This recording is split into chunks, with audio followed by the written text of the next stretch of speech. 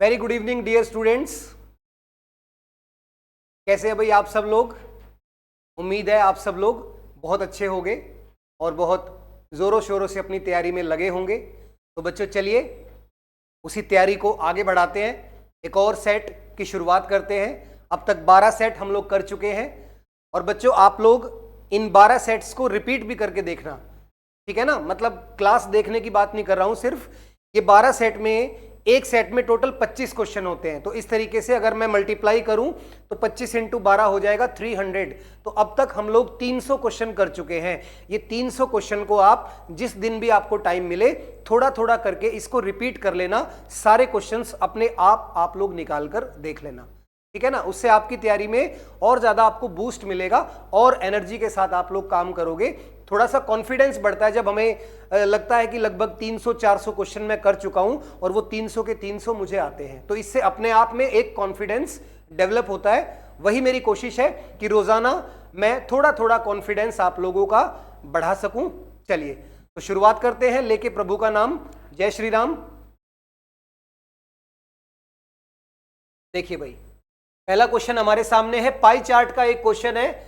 आप सभी एक बात अच्छे से जानते होंगे, मैं पहले आपको बता भी चुका हूं, फिर से रिपीट कर देता हूं कि जब भी पाई चार्ट का क्वेश्चन आए तो दो चीजें आप लोग हमेशा याद रखें। किसी भी पाई चार्ट में 100% किसके इक्वल होता है? 360 डिग्री के। तो यहां से अगर मैं 1% की वैल्यू निकालूं तो ये कितनी हो जाती है? 3.6 डिग्री, या फिर इसको आप लोग 18/5 भी कह सकते हैं। मतलब 1% कितने डिग्री के बराबर होता है? 18/5 डिग्री के। और इसी का उल्टा 1 डिग्री कितना होता है? 5/18%। अगर कभी पाई चार्ट में ऐसा क्वेश्चन आपके सामने आए कि 1% की, या आपको परसेंटेज निकालना है या परसेंटेज को डिग्री में चेंज करना है, तो 1% किसके इक्वल होता है? 18/5 डिग्री के।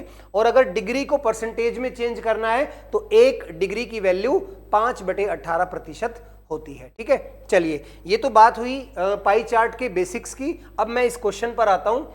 तो आपको एक पाई चार्ट गिवन है जिसमें किसी कंपनी ने स्टील में कितना पैसा लगाया, प्लास्टिक में कितना पैसा लगाया, labour, brick, cement, glass, would, यानी एक कंपनी ने अपने अलग अलग खर्चों को दिखाया परसेंटेज में। हमसे क्या पूछा है?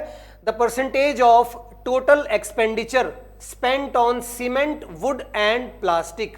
सीमेंट, वुड और प्लास्टिक पे टोटल कितने परसेंट का खर्चा हुआ है, ये आपको निकालना है। तो बच्चों, सीमेंट, वुड और प्लास्टिक, ये सीमेंट है 57, सीमेंट 57 है, ग्लास है 50, और वुड जो है वो हमारे पास कितना है? सॉरी, ग्लास नहीं है बच्चों, ग्लास नहीं है। सीमेंट के बाद है वुड, तो वुड है 40, और उसके बाद लास्ट में है प्लास्टिक, प्लास्टिक है 55। तो आपको ये निकालना है कि ये कितने डिग्री होगा। इसका मतलब परसेंटेज गिवन है और हमें परसेंटेज को किस में चेंज करना है? परसेंटेज में ही निकालना है। सॉरी, डिग्री गिवन है, परसेंटेज निकालना है।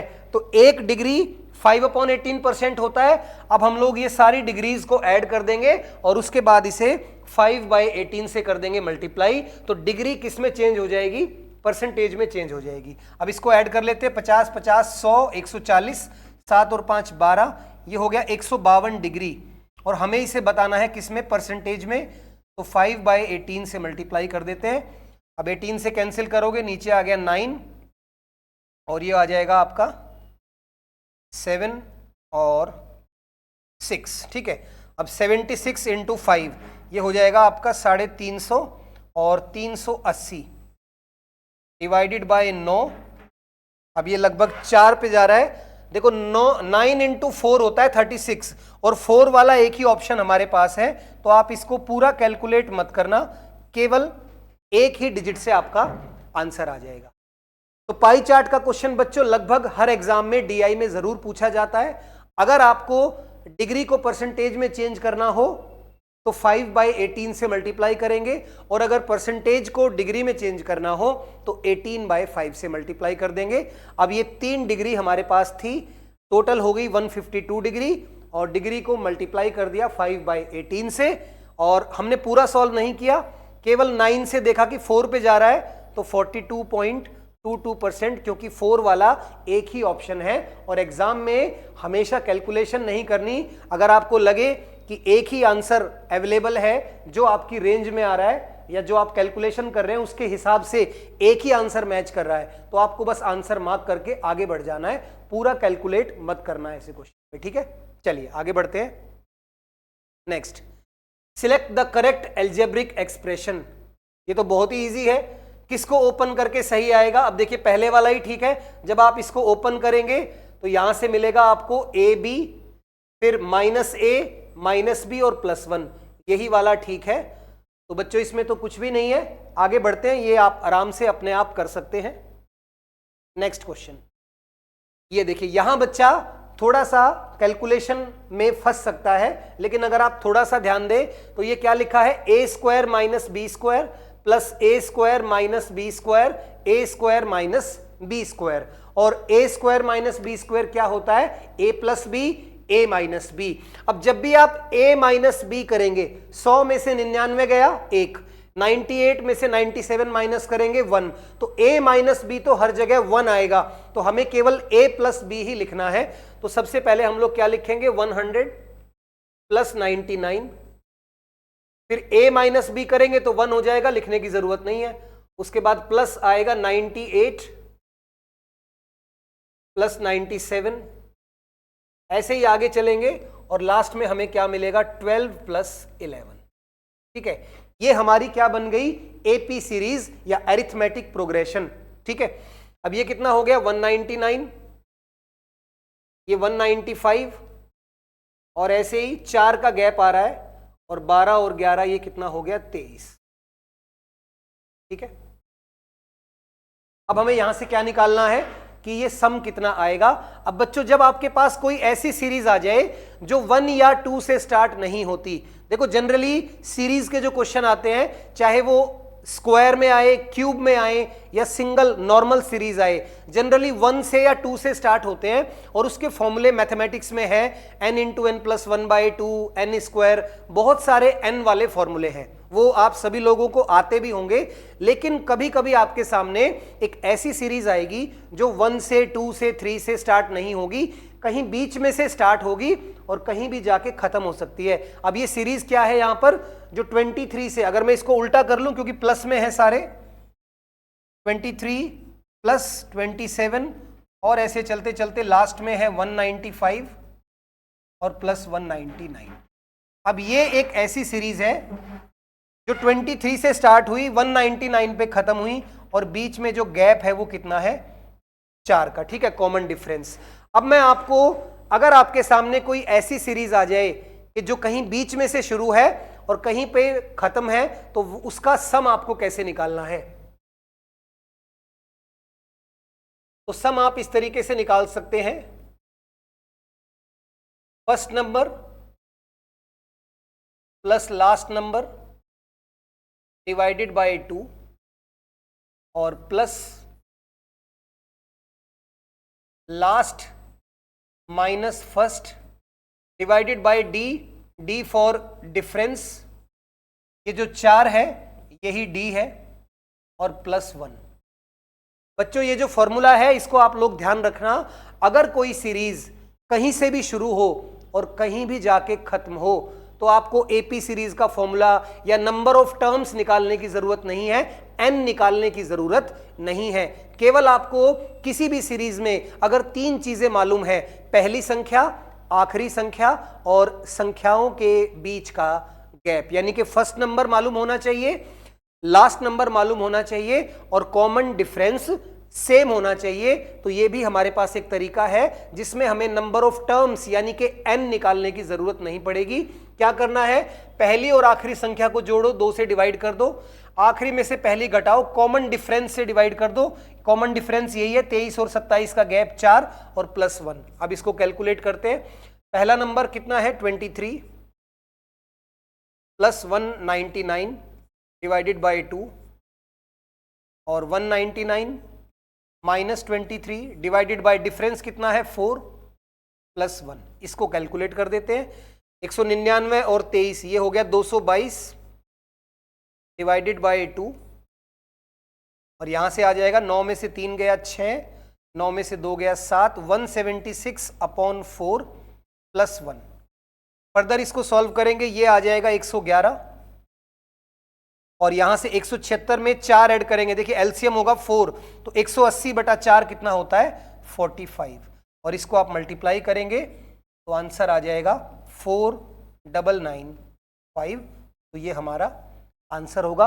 अच्छा क्वेश्चन था और मेनली कि इसमें जो सीरीज बनी वो सीरीज कहां से शुरू हुई 23 से और कहां खत्म हुई 199 पे। तो यहां पर आपको n वाले फॉर्मूलाज की जरूरत नहीं है। अगर कोई भी ऐसी सीरीज आ जाए जिसमें कॉमन डिफरेंस सेम है तो केवल 3 बातें पता कर लो कि सीरीज का पहला नंबर क्या है, सीरीज का लास्ट नंबर क्या है और डिफरेंस कितना है 2 लगातार टर्म्स के बीच में। तो वहां से आप ये एक नया फॉर्मूला आज मैंने आपको बताया, किसी भी ऐसी सीरीज का सम निकालना जो कहीं से भी शुरू है और कहीं भी खत्म हो जाए तो 3 चीजें कंफर्म कर लीजिए, first number, last number and common difference. ठीक है, चलिए तो इस क्वेश्चन को करना आप लोग और ये फॉर्मूला आप नोट कर लेना, एग्जाम में क्या पता किसी अच्छे क्वेश्चन में ये आपके काम आए।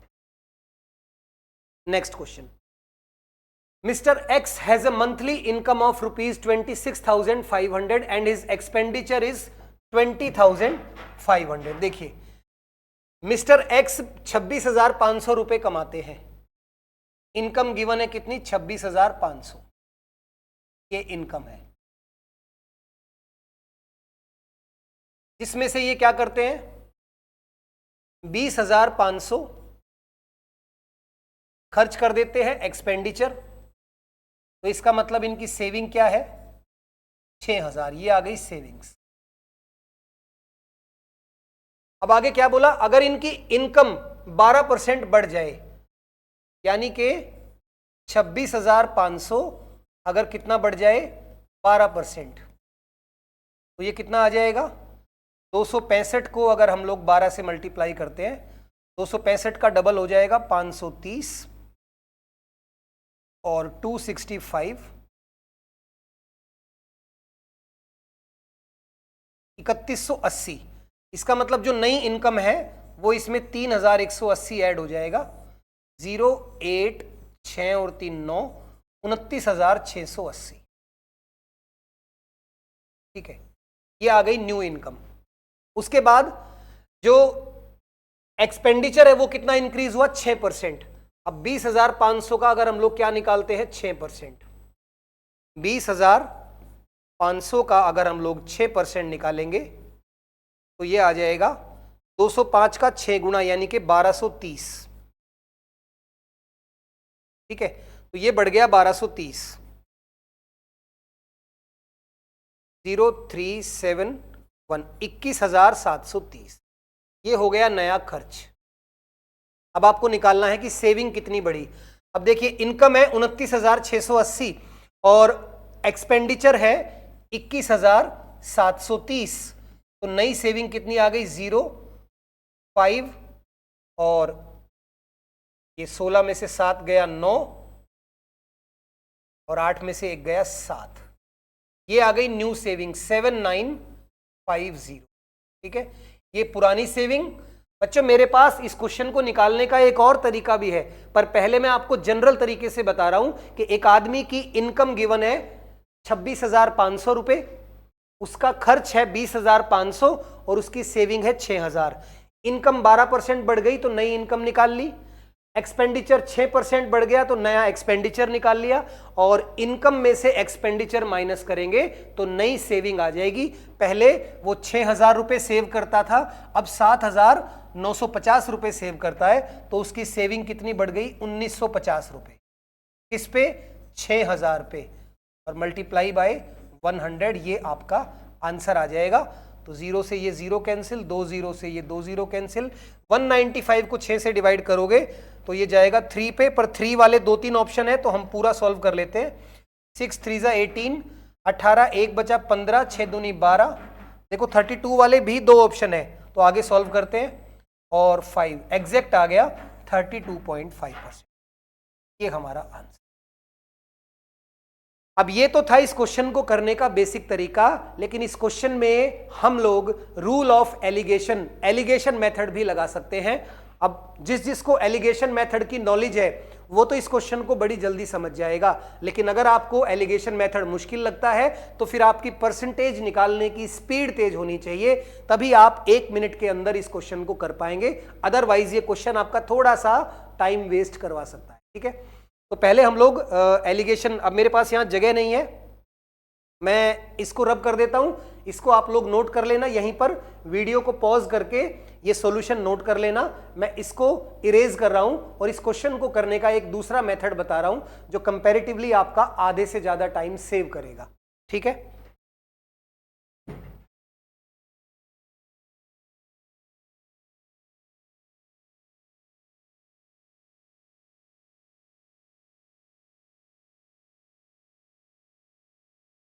देखिए अब इस क्वेश्चन का शॉर्ट तरीका जिसको बोलते हैं रूल ऑफ एलिगेशन।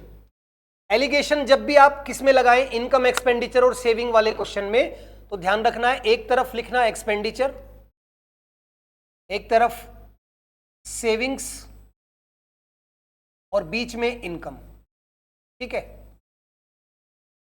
ये एलिगेशन मेथड से इनकम एक्सपेंडिचर और सेविंग वाले क्वेश्चन निकालने का तरीका, और यहां पर आएगा एक्सपेंडिचर और सेविंग का रेशियो। अब देखिए एक्सपेंडिचर सेविंग का रेशियो निकालते हैं। सबसे पहले एक्सपेंडिचर 20,500 है और सेविंग है 6,000, तो इन दोनों में क्या रेशियो आ जाएगा जब आप इसको 5 से कैंसिल करेंगे? 41:12। एक्सपेंडिचर और सेविंग में क्या रेशियो आ गया? 41:12। ठीक है, उसके बाद इनकम कितनी बढ़ी? गिवन है 12% और एक्सपेंडिचर बढ़ा 6%, तो आपको निकालना है कि सेविंग कितनी बढ़ी। अब ध्यान देना 12 और 6 में कितना गैप है? 6 का।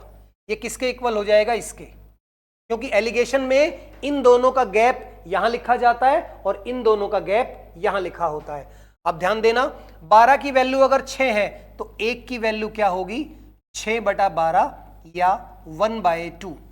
ठीक है, 1 किसके इक्वल है? 1/2 के, तो 41 किसके इक्वल होगा? 41 × 1/2 यानी कि 20.5।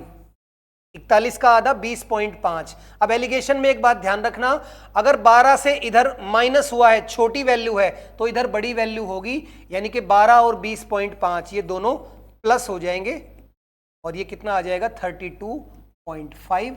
यही हमारा आंसर। एलिगेशन मेथड अगर आप लोग इनकम एक्सपेंडिचर वाले क्वेश्चन में लगाओगे तो सबसे पहले लिखना एक्सपेंडिचर सेविंग इनकम को बीच में, एक्सपेंडिचर और सेविंग का रेशियो नीचे लिख लेना। अगर रेशियो गिवन है, रेशियो निकालना है तो ये तीनों गिवन होंगे तो रेशियो आ जाएगा। अब यहां पर रेशियो गिवन है 41 और 12, 41 12 लिख लिया। उसके बाद इन दोनों का गैप यहां लिखते हैं और इन दोनों का गैप यहां लिखते हैं, लेकिन एलिगेशन में एक तरफ अगर इससे छोटी वैल्यू है तो दूसरी तरफ इससे बड़ी वैल्यू होगी और बड़ी वैल्यू प्लस करके आती है। अब 12 और 6 में 6 का गैप था जो इसके इक्वल हो जाएगा, 1 की वैल्यू आ गई 1/2, 41 की वैल्यू 20.5, 12 में इसको जोड़ दो तो 32.5 हमारा आंसर आ जाएगा। ये भी इनकम एक्सपेंडिचर वाला क्वेश्चन सॉल्व करने का बहुत छोटा तरीका है, लेकिन इसको आपको 2-3 बार सॉल्व करके देखना पड़ेगा, तभी एग्जाम में आप इसको समझ पाएंगे। ठीक है, बट ये जो तरीका है वो टाइम बहुत सेव करता है। तो तरीके मैंने दोनों बता दिए, आपको जो इसमें बेटर लगे वो आप लोग अप्लाई करना। बाकी मेरे अकॉर्डिंग ये वाला तरीका ज़्यादा अच्छा है, क्योंकि कॉम्पिटिटिव एग्जाम में टाइम बचाना सबसे मेन काम होता है। अदरवाइज तरीका तो तीसरा भी है, एक्स वाला मेथड, पर टाइम लगेगा, तो आप लोग इससे ट्राई करना। ठीक है, नेक्स्ट देखिए पाई, एक और क्वेश्चन है डीआई का। पूरी जो ये लैंग्वेज है इसको पढ़ने की जरूरत नहीं है, जो निकालना है बस वो पढ़ लिया करो। What was the total number of accountants working in the organisation in the year 2019?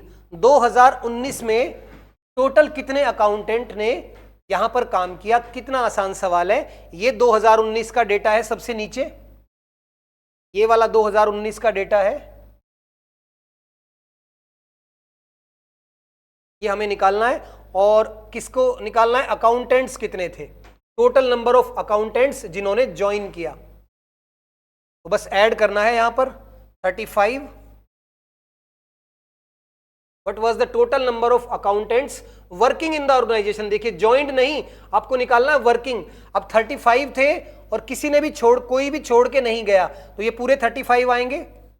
उसके बाद 26 में से 16 ने छोड़ दिया तो 10 बचे, 15 में से 5 ने छोड़ दिया 10 बच गए, 20, अच्छा 38 ने लेफ्ट किया। नहीं, आपको खाली ज्वाइनिंग वाले ही निकालने हैं, क्योंकि डिफरेंस से तो फिर गड़बड़ हो जाएगी। देखिए कई बार क्वेश्चन में एग्जामिनर लैंग्वेज को ढंग से नहीं देता, इस लैंग्वेज के अकॉर्डिंग ऐसा लगता है कि जितने लोग वर्किंग है वो ये क्लियर नहीं कर रहा कि जो लोग छोड़ के चले गए उनको भी हटाना है। तो आपको खाली इन्हीं को ऐड करना है बस। अब तो क्वेश्चन कुछ बचा ही नहीं, ऐड कर दीजिए 35, 26, 15, 20 प्लस 14, ठीक है। तो ये हो जाएगा 30, 20, 50, 60 और 20, 80 और 10, 90, 6, 5, 11 और 4, 15 और 5, 20, 110। तो ये आपका आंसर आ जाएगा, ठीक है बच्चों। तो इजी क्वेश्चन था, सिर्फ ये बताना था कि एक कंपनी ने 2019 में कितने अकाउंटेंट्स ने ज्वाइन किया। यहां पर इसने वर्किंग लिख दिया है तो उसको वहां पर ये लिखना चाहिए कितने एम्प्लॉइज ने ज्वाइन किया। बट ठीक है, एक आध क्वेश्चन की लैंग्वेज थोड़ी सी अगर गड़बड़ भी आ जाए, आप अपने अकॉर्डिंग उसको समझ के सॉल्व करना। अगर कोई मिसप्रिंटिंग होगा या कोई वर्ड गलत होगा किसी क्वेश्चन में तो उसका मार्क्स आपको मिलेगा, आपने बस वो क्वेश्चन अटेम्प्ट किया हो, ठीक है। चलिए आगे बढ़ते हैं। The perimeter of a triangle with sides of integer values is equal to 13। Given है कि एक ट्रायंगल का पेरीमीटर टोटल 13 है, तीनों साइड मिला के पेरीमीटर कितना है 13। How many such triangles are possible. देखिए क्वेश्चन मुश्किल नहीं है, लेकिन अगर ये चीज आपने पढ़ी नहीं हुई तो आपको ये थोड़ा सा टफ लग सकता है। एक ट्रायंगल का पेरीमीटर 13 है, तीनों साइड का टोटल, तो ऐसे कितने ऑप्शन हो सकते हैं, यानी कि मैं 13 में इन तीनों साइड को मैं क्या क्या ले सकता हूं। अब एक बात ध्यान रखना, जो सबसे बड़ी साइड होती है वो पेरीमीटर के 1/3 से बड़ी होती है, ग्रेटेस्ट साइड। ये चीज आपके काम आएगी, ये नई चीज है, ध्यान रखना इसको। किसी भी ट्रायंगल में जो सबसे बड़ी साइड होती है वो पेरीमीटर के 1/3 से ज्यादा होती है और पेरीमीटर के आधे से कम होती है। यानी कि जो ग्रेटेस्ट साइड है वो 13/3 से बड़ी होगी और 13/2 से छोटी होगी। अब 13/3 लगभग आएगा 4.3 ग्रेटेस्ट साइड और 13/2 आएगा 6.5। इसका मतलब जो ग्रेटेस्ट साइड है हम उसको या तो 5 ले सकते हैं या 6 ले सकते हैं, क्योंकि वो 4.3 से बड़ी होगी और वो 6.5 से छोटी होगी। अब अगर सबसे बड़ी साइड को हम लोग क्या लेते हैं 5, तो बाकी दोनों साइड को हम 5 भी ले सकते हैं और एक साइड आ जाएगी 3। एक ऑप्शन तो ये हो गया 5, 5 और 3। दोबारा से 5 लेंगे तो मैं बाकी दोनों साइड को 4 और 4 भी ले सकते हैं, 5, 4, 9 और 4, 13।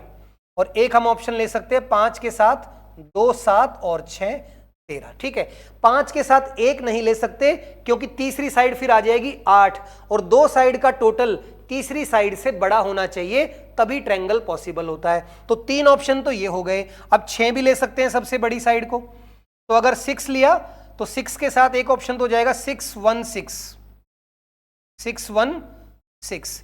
एक हो जाएगा 6, 2, 5, ये तो हम लोग ले चुके हैं, और एक आ जाएगा 6, 3 और 4। तो टोटल 1, 2, 3, 4, 5, यानी कि 5 ट्रायंगल बन सकते हैं।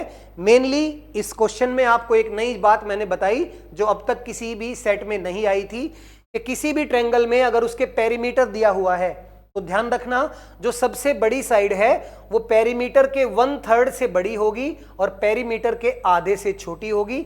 अब मैंने साइड ले ली 5 और 6 ग्रेटेस्ट, तो जब एक बार 5 के साथ 2 ऑप्शन हो सकते हैं और 6 के साथ 3 ऑप्शन हो सकते हैं, तो टोटल 5 ऐसी पॉसिबिलिटीज हैं कि ये 5 तरीके से मैं ट्रायंगल की साइड ले सकता हूं। ठीक है, चलिए आगे बढ़ते हैं। A sum of money invested at simple interest becomes 17/10। देखिए कोई पैसा साधारण ब्याज सिंपल इंटरेस्ट पे इन्वेस्ट किया गया और वो 17/10 हो गया। इसका मतलब ये जो 10 है ये क्या है, प्रिंसिपल, और 17 हो गया तो ये क्या है, अमाउंट, और प्रिंसिपल और अमाउंट का गैप क्या होता है, इंटरेस्ट। तो 7 रुपए क्या मिला, इंटरेस्ट। अब क्या निकालना है, 2 साल 6 महीने में रेट ऑफ इंटरेस्ट निकालना है। अब देखिए इंटरेस्ट 7, प्रिंसिपल 10, रेट आपको निकालना है, और टाइम है 2 साल 6 महीने या 2.5 साल भी कह सकते हैं, 5/2 ईयर्स। 100, 0 से 0 कैंसिल, 5 से ये cancel, 2 into 2 4 into 7, 28% is your rate. ठीक है, तो ये बेसिक सिंपल इंटरेस्ट का क्वेश्चन था। सिंपल इंटरेस्ट का फॉर्मूला होता है PRT अपॉन 100, यानी principal into rate into time divided by 100। कोई पैसा 10 से 17 हो गया, यानी कि 10 रुपए उधार लिए और वो 17 रुपए हो गए, तो ब्याज कितना मिला, 7 ब्याज मिला 2.5 साल में, और 10 प्रिंसिपल है, रेट आपको निकालना था। बिल्कुल स्ट्रेट क्वेश्चन है सिंपल इंटरेस्ट का। आई होप ये सबको समझ में आ गया होगा। हम लोग आगे चलते हैं अगले क्वेश्चन पर।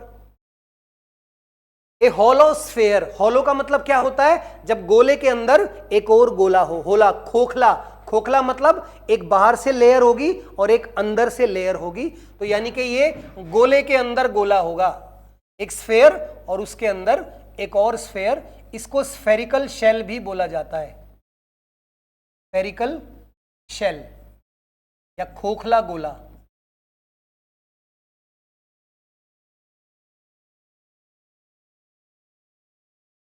अब गिवन है कि इसका जो आउटर रेडियस है, यानी कि बड़े वाला जो रेडियस है वो 4 है और छोटा रेडियस 1 है।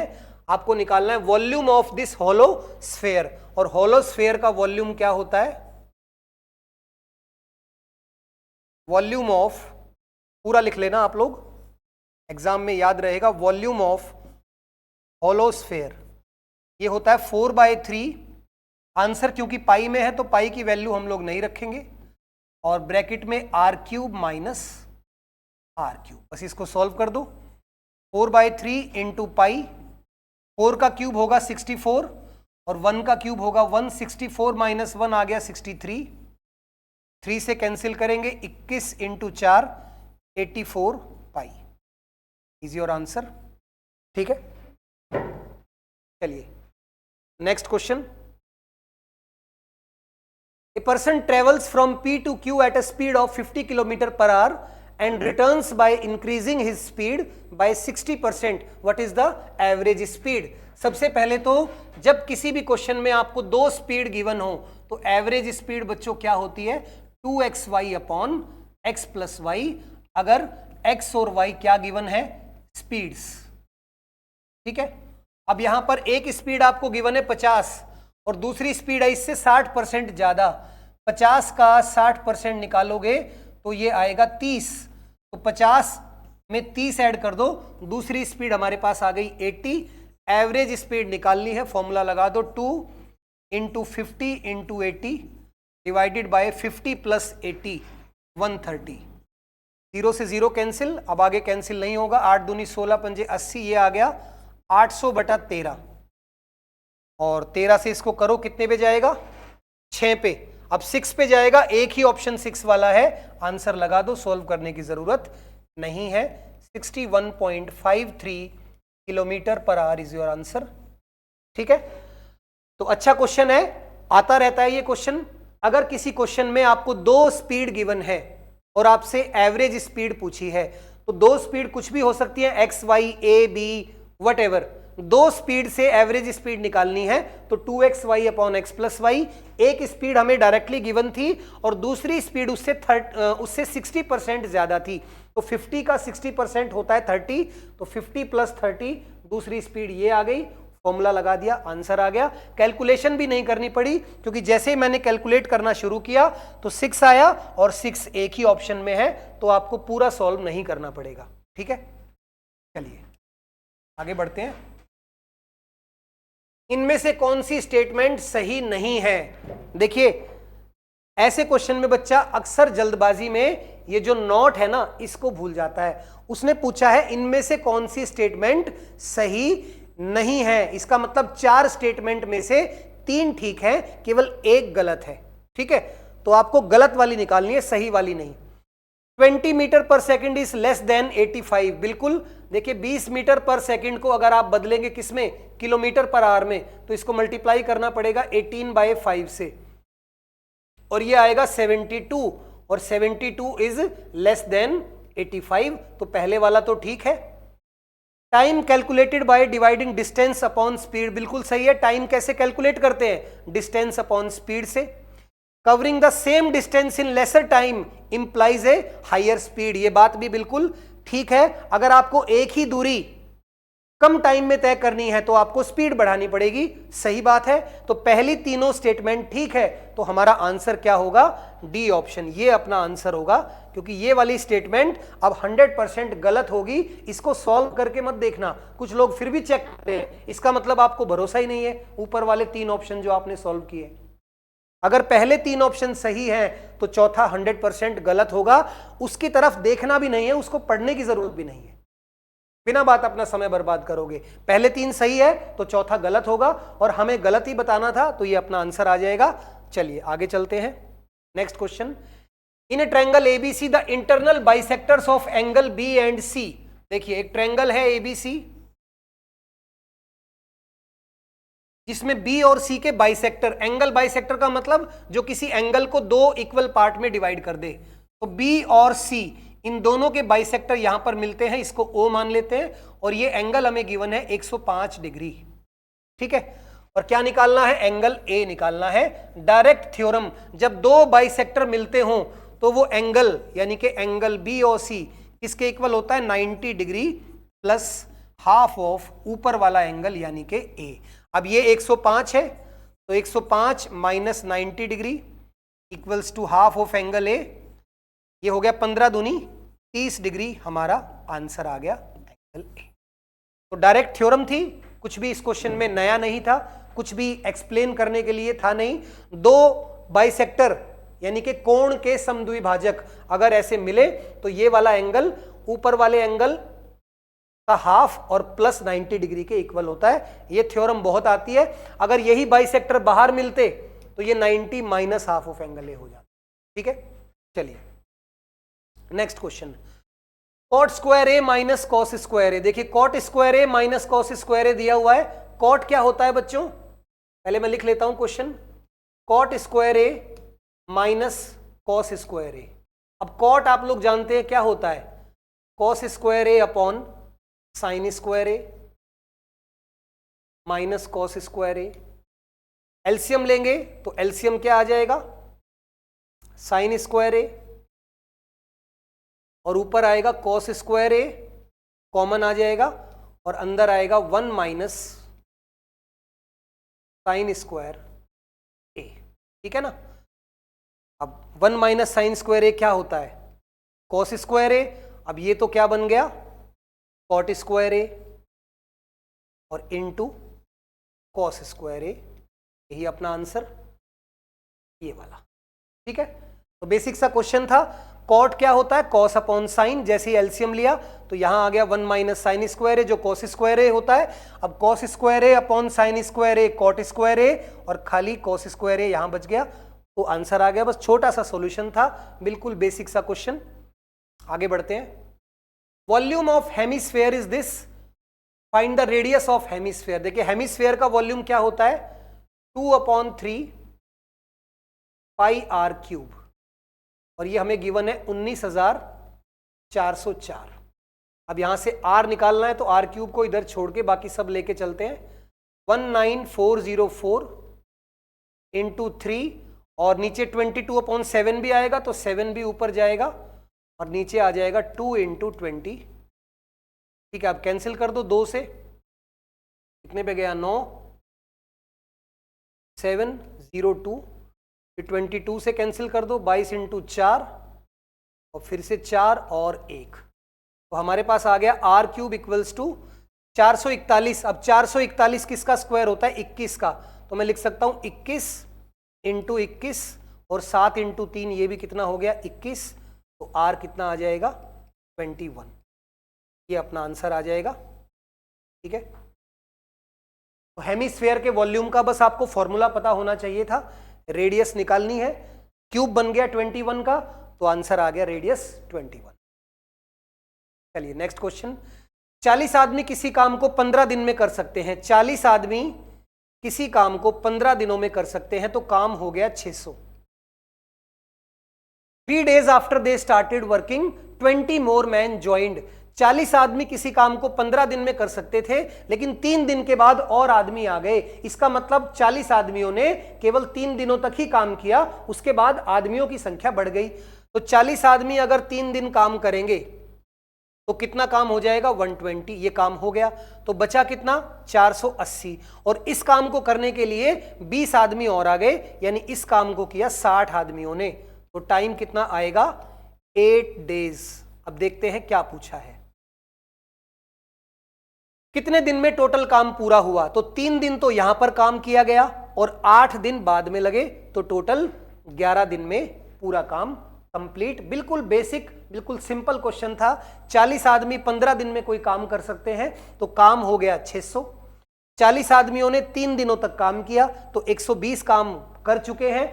कितना बच गया? 480। और अब इस काम को करने के लिए 20 आदमी और उनके साथ जुड़ गए, तो आदमी हो गए 60, काम 480। तो टाइम कितना लगेगा? 8 दिन। तो 8 दिन तो लगे 480 काम करने में और 3 दिन लगे 120 काम करने में, तो टोटल 600 काम कितने दिन में हो गया?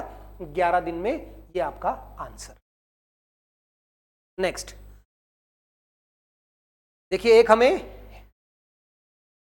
टीआई का क्वेश्चन फिर से आ गया। क्या निकालना है? सबसे पहले तो नंबर ऑफ लेक्चरर्स रिक्रूटेड, यानी कि कितने लेक्चरर्स ने या कितने लेक्चरर्स को भर्ती किया गया इन 3 डिफरेंट स्टेट्स। ठीक है, इन 5 different years. State A, state B, state सी, और लेक्चरर्स को भर्ती किया गया है 5 अलग अलग सालों में। अब देखते हैं हमसे क्या पूछा है। The number of lecturers recruited in state A in the year 2017। State A यानी कि ब्लू कलर 2017, ये हो गया 10। उसके बाद was what percent of the number of lecturers recruited in state B in the year 2019। B यानी कि orange 2019, ये है 22। तो 10/22 ये कितना परसेंट होगा, ये आपको निकालना है। तो 2 से कैंसिल कर दो, 11, 50 ऊपर आ गया 500 डिवाइडेड बाय 11। सॉल्व करेंगे तो ये 45.45% आ जाएगा, ऑप्शन सी। ठीक है, तो इन क्वेश्चंस में कुछ भी नहीं होता, केवल आपको बस ध्यान से देखना है कि किसकी बात हो रही है और वो डेटा आपको कहां मिलेगा। बस डेटा गलत पिक मत कर लेना। बाकी तो क्वेश्चन या तो परसेंटेज का होता है, या जोड़ घटा का होता है, या रेशियो का होता है। इसके अलावा कुछ भी नहीं पूछा जाता डीआई में। एक पाई चार्ट है, उसका बेसिक मैंने आपको बता ही दिया, और डीआई में यही 3-4 चीजें आती हैं। कभी कोई टेबल दे देगा, कभी ऐसे हिस्टोग्राम आ जाएगा, और कभी बार ग्राफ, और कभी पाई चार्ट। यही 3-4 तरह के डीआई होते हैं। बस इसमें आप पिक करने में गलती मत करना कि कहीं उसने बोला ए और आपने उठा लिया बी, बस यही गलती हो सकती है। बाकी क्वेश्चन तो बिल्कुल छोटा सा आएगा इसमें। Next, x² + y² + z² equals to xy + yz + zx, और x की वैल्यू 1 है। देखिए, x की वैल्यू 1 है। अगर हम लोग यहां पर y की वैल्यू भी 1 पुट कर दें और z की वैल्यू भी 1 पुट कर दें, तो 1 × 1 1 + 1 + 1 सेटिस्फाइड। इसका मतलब x y z तीनों 1 है। अब हमें निकालना है 10x की पावर 4, तो तीनों 1 है, तो ऊपर बचेगा 10 + 5 + 7, और नीचे बचेगा 13 + 6 + 3। ये कैंसिल हो गया, आंसर आ गया 1/1। तो हमारा आंसर 1। तो कुछ क्वेश्चंस में कुछ भी नहीं करना होता, केवल वैल्यू पुटिंग से ही काम चल जाता है। इस क्वेश्चन में आप और कुछ मत सोचना, x y z तीनों की वैल्यू 1 पुट कर देना, सेटिस्फाई हो जाएगा। उसी वैल्यू को जो पूछा है उसमें भी पुट कर देंगे, तो आंसर हमारा आ जाएगा 1। Next question, the MRP of a cap is 90 और 68 रुपए में मिली, डिस्काउंट परसेंट निकालना है। कितना आसान सवाल पूछा। MRP 90 और वो बिकी कितने में, सेलिंग प्राइस 68, डिस्काउंट का परसेंट निकालना है। अब 90 में से 68 माइनस करोगे, 22 का डिस्काउंट है, 90 पे मल्टीप्लाई बाय 100, ये आपका आंसर। 0 से 0 कैंसिल, और ये हो गया 220/9, परसेंट। इसको सॉल्व करेंगे तो ये कितना आ जाएगा, 9 दूनी 18, 50 4 42, 9 36, 24 पॉइंट समथिंग, एक ही ऑप्शन है 24.44, ये अपना आंसर। तो बिल्कुल आसान क्वेश्चन है, एक चीज का एमआरपी दिया हुआ है, उसका सेलिंग प्राइस दिया हुआ है, डिस्काउंट हो गया 22 रुपए का। डिस्काउंट किस पे कैलकुलेट करते हैं, एमआरपी पे, तो 22/90 का कितना परसेंट होगा, बस यही आपको बताना था। इजी क्वेश्चन है, आगे बढ़ते हैं। सिमिलर ट्रायंगल, देखिए सिमिलर ट्रायंगल है दो समरूप त्रिभुज ABC और QRP, और इन दोनों के एरिया का रेशियो गिवन है 9:4। अब बच्चों ध्यान रखना, अगर एरिया 1 अपॉन एरिया 2, अगर ये 9/4 है तो साइड्स का रेशियो क्या होगा, इनका स्क्वायर रूट, ठीक है ना, क्योंकि साइड का स्क्वायर करते हैं तो एरिया का रेशियो आता है, एरिया का स्क्वायर रूट करेंगे तो साइड का रेशियो आ जाएगा, तो साइड का रेशियो हो जाएगा 3/2, ये साइड्स का रेशियो होगा, कोरस्पॉन्डिंग साइड्स का। अब आपको गिवन है AB 18, BC 15 और निकालनी है आपको PR। अब देखिए ये 15 है और इसके कॉरेस्पॉन्डिंग ये साइड है, ठीक है। अब जो 15 है वो 3 है, अगर 15 3 के बराबर है, 3 की वैल्यू 15, तो ये कितनी होगी 2, 3 की वैल्यू 15 तो 2 की वैल्यू क्या आ जाएगी 10 आ जाएगी। सीधा सा क्वेश्चन, 3 की वैल्यू 15, 1 की वैल्यू 5 और ये वाली साइड 2 है, क्योंकि साइड्स में क्या रेशियो है 3:2, ये 3 है तो ये 2 होगी। अब अगर 15 3 है तो 2 कितना होगा 10 होगा। Next, x + 1/2x is 3। देखिए अच्छा क्वेश्चन है बच्चों, इसको ध्यान से समझना, इसमें जल्दबाजी मत करना। निकालना है 8x³ + 1/x³। अब देखिए क्वेश्चन में थोड़ी सी गड़बड़ हो गई, अगर हम इसका क्यूब कर देते हैं तो x³ आएगा और हमें चाहिए क्या 8x³। 8 तभी आएगा जब इसके साथ क्या हो 2, तो हम इस पूरी इक्वेशन को मल्टीप्लाई कर देते हैं किससे 2 से। तो अब ये हो गया 2x प्लस यहां 2 से मल्टीप्लाई करेंगे, 2 से 2 कट जाएगा 1/x और इक्वल्स टू 3 × 2 6। अब इसका क्या कर देते हैं क्यूबिंग, क्योंकि हमें इसका क्यूब चाहिए। अब 2x का cube 8x³ plus 1/x³ plus 3ab, तो 3 × 2x × 1/x और ब्रैकेट में 2x + 1/x इक्वल्स टू 6 का क्यूब 216। मैंने a + b का होल क्यूब लगाया, a³ + b³ plus 3ab × a + b। अब x से x कैंसिल हो गया, इसकी वैल्यू 6 है और यहां भी 3 दूनी 6 × 6 हो गया 36, तो 8x³ + 1/x³ इक्वल्स टू 216 - 36, तो आंसर आ जाएगा 180। ठीक है, ऑप्शन सी। अच्छा क्वेश्चन था, डायरेक्टली क्यूब करके आंसर नहीं आता क्योंकि यहां x है और यहां पर 8x है, तो 8 कब आएगा जब हम लोग 2 का क्यूब करेंगे, और यहां अगर आपको 2 चाहिए तो 2 से मल्टीप्लाई करना पड़ेगा, बस मल्टीप्लाई कर दिया, क्यूबिंग कर दी, आंसर आ गया। तो बेसिक अलजेब्रा का क्वेश्चन, लेकिन ये वाला स्टेप आपको सोचना पड़ेगा कि 2 से मल्टीप्लाई करना पड़ेगा। चलिए नेक्स्ट क्वेश्चन देखिए, ऐसा क्वेश्चन कई बार पहले भी आ चुका है तो हम सीधा इसको सॉल्व कर देते हैं।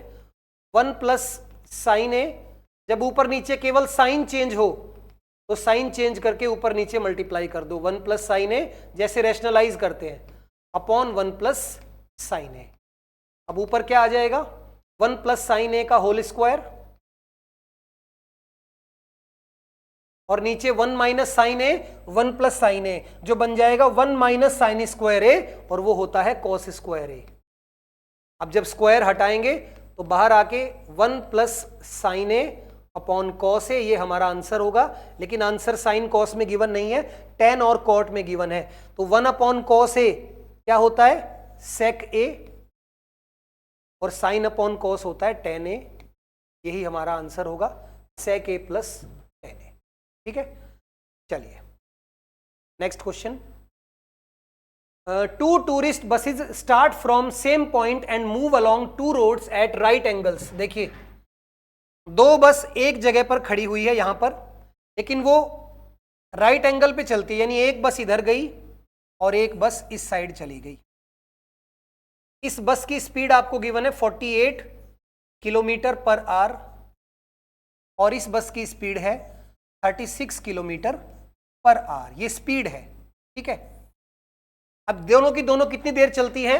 15 सेकंड। तो 15 सेकंड के बाद उन दोनों के बीच में कितनी दूरी होगी, यानी आपको ये डिस्टेंस निकालना है। अगर ये दोनों 15 सेकंड चली हैं तो कुल मिला के राइट एंगल ट्रायंगल का क्वेश्चन है। सबसे पहले ये डिस्टेंस निकालते हैं, फिर ये डिस्टेंस निकालते हैं और फिर पाइथागोरस से ये डिस्टेंस निकालेंगे। अब अगर कोई 48 किलोमीटर पर आवर की स्पीड से कितने सेकंड चलेगा? 15 सेकंड। अब क्योंकि सेकंड में है तो इसको मीटर पर सेकंड में बदल लेते हैं, मल्टीप्लाई कर देते हैं 5/18 से और 15 सेकंड ये चलाई गई है तो कैंसिल कर दो। 6 से 3, 8 और 3 से यहां कैंसिल करोगे तो 40 × 5 ये आ गया 200। तो इधर कितनी चली है? 200 मीटर। ऐसे ही दूसरा वाला निकाल लो, 36 × 5/18 ये भी 15 सेकंड चली है। 18 दूनी 36, 2 × 5 10 × 15 150। तो ये डिस्टेंस कितना आ गया? 150। अब देखिए 200 और 150।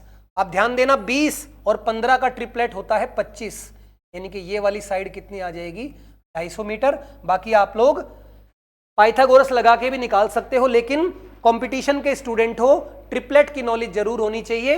ये 15 है, ये 20 है तो ये 25 होता है, और ये 150 है, ये 200 है तो ये 250 होगा। इतनी नॉलेज आपको होनी चाहिए। ये वाला ट्रिपलेट आपको मालूम होना चाहिए। 15-20 का ट्रिपलेट पेयर क्या होता है? 25। तो इसलिए 25 साथ में 0, आंसर आ गया 250।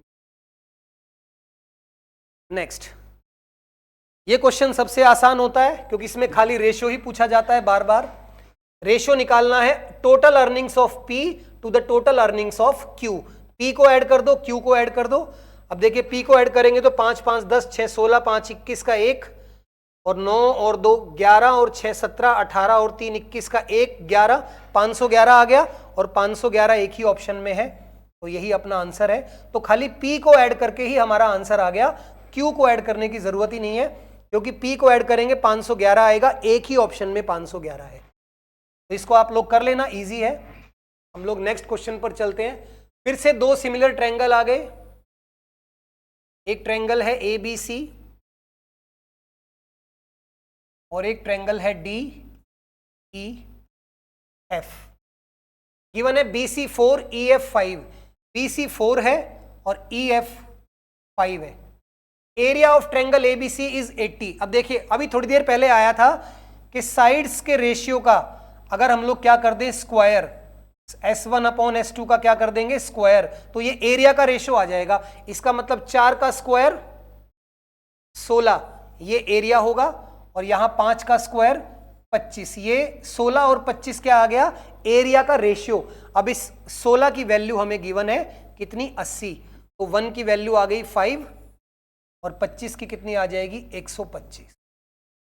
तो बिल्कुल इजी क्वेश्चन था। साइड्स का रेशियो गिवन है और साइड्स का स्क्वायर करोगे तो एरिया का रेशियो आएगा। एरिया का रेशियो आ गया 16 और 25। अब पहला एरिया हमें गिवन है कि जो 16 है वो 80 के इक्वल है। अगर 16 की वैल्यू 80 तो 1 की वैल्यू 5 और 25 की वैल्यू आ जाएगी 125, 125। ठीक है, चलिए नेक्स्ट क्वेश्चन। कोई पैसा 3640 रुपए हो गया 2 साल में और 4060 हो गया 8 साल में। आपको निकालना है रेट। देखिए अच्छा सवाल है। कोई पैसा मालूम नहीं कितना, प्रिंसिपल गिवन नहीं है, केवल अमाउंट गिवन है, 2 अमाउंट। जब भी किसी क्वेश्चन में 2 अमाउंट गिवन हो तो वहां सबसे पहले इंटरेस्ट निकालो 1 साल का। 4060 रुपए कितने साल में हुए? 8 ईयर्स में। और 3640 ये कितने साल में हो रहा है? 2 साल में। अब इसको माइनस करेंगे तो हमें ब्याज मिलेगा कितने साल का? 6 साल का। तो 0 2 और ये आ गया 4, 420 रुपए ब्याज मिलता है 6 साल में। तो बताओ 1 साल में कितना मिलेगा? 1 ईयर में? 1 ईयर में मिलेगा 70 रुपए। ये बात आई होप सबको समझ में आई होगी। जब भी किसी क्वेश्चन में साधारण ब्याज का क्वेश्चन है, सिंपल इंटरेस्ट का। आपको दो अमाउंट गिवन है अलग अलग टाइम के, तो दोनों अमाउंट को आपस में माइनस कर दो और दोनों टाइम को माइनस कर दो, तो उतने साल का इंटरेस्ट आ गया।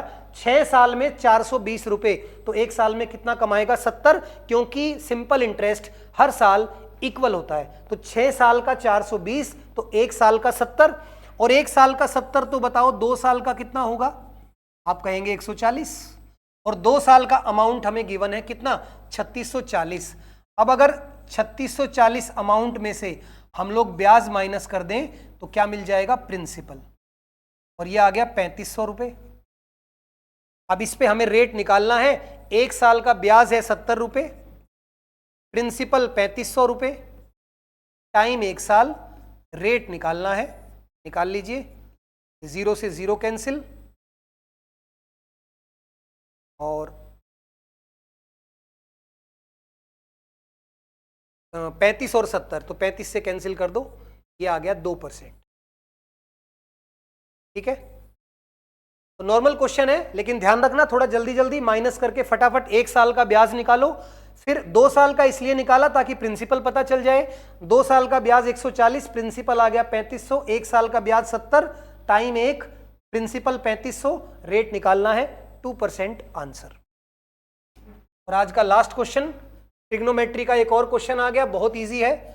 गिवन है कॉट थीटा, ऐसे गिवन है 8 कॉट थीटा इज 6, तो कॉट थीटा की वैल्यू क्या आ जाएगी? यहां से 6/8, इसको कैंसिल करेंगे 2 से, तो 3/4, ये आ गया कॉट थीटा। अब 3 कॉट होता है क्या?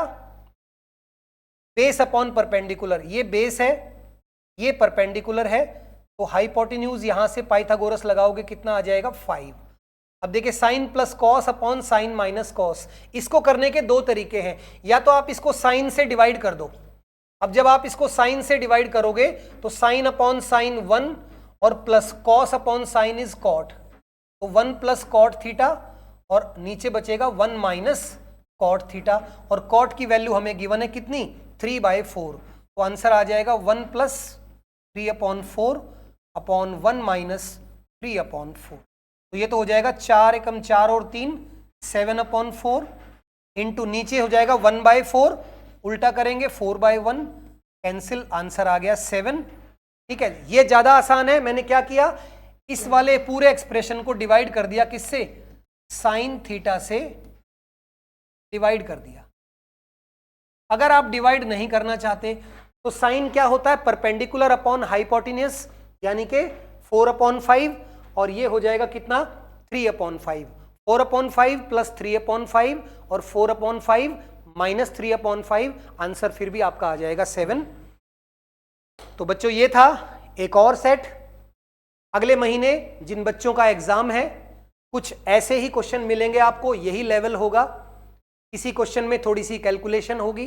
कैलकुलेशन से आप कैसे बचेंगे ये मैंने आपको समझाया ऑप्शंस की हेल्प लेकर। तो बच्चों लगे रहिए, इसी तरीके से मेहनत करते रहिए। हम लोग भी आपके साथ ऐसे ही लगातार जुड़े रहेंगे। आज की क्लास यहीं खत्म होती है बच्चों। कल फिर मुलाकात होगी एक नए सेट के साथ, एक नए जोश के साथ। तो चलिए अभी तो चलते हैं, कल मिलते हैं। तब तक के लिए जय हिंद, जय श्री राम।